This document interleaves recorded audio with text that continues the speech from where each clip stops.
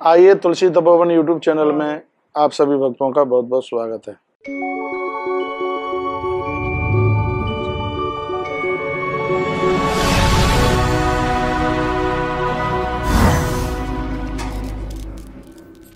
इनका अमूल्य ज्ञान पूरी दुनिया मत्था टेक गई।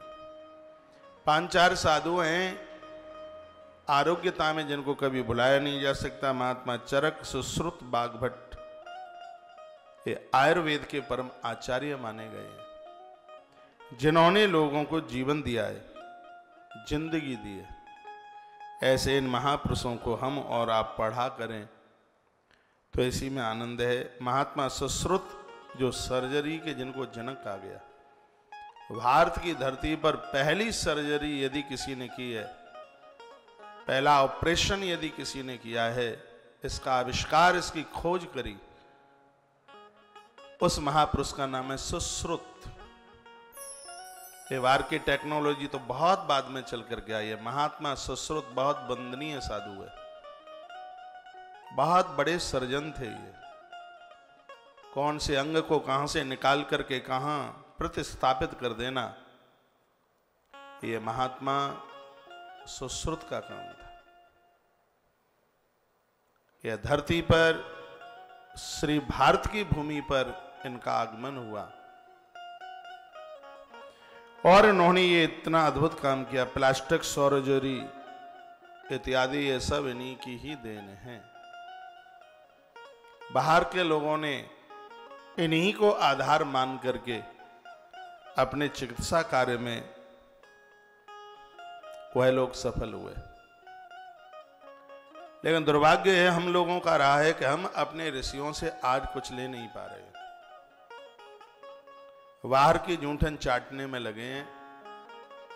महात्मा सुश्रुत इतने बड़े वैद्य थे, इतने बड़े चिकित्सक थे। शरीर में जब तक अंतिम श्वास चलती थी तब तक लोगों को इन्होंने बचाने का काम किया। अंग टूट गया है, गल गया है, दूसरा अंग लगा करके उस आदमी को खड़ा करने का काम महात्मा सुश्रुत ने किया। आज की चिकित्सा वहां तक कभी नहीं पहुंच सकती जो चिकित्सा चरक के पास थी, जो चिकित्सा महर्षि सुश्रुत के पास में थी। विदेशी डॉक्टर्स लोगों ने, विदेशी अखबारों ने महात्मा सुश्रुत की बहुत बड़ाई की है।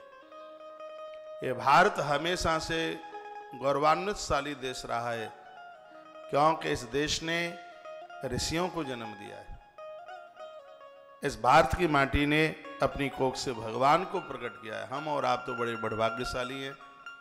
ये कह करके हमें खुशी हो रही है, हम वह सनातनी लोग हैं जहाँ की अनादि परंपरा, अनादि काल की जो परंपरा है हमारे महात्माओं से चली है।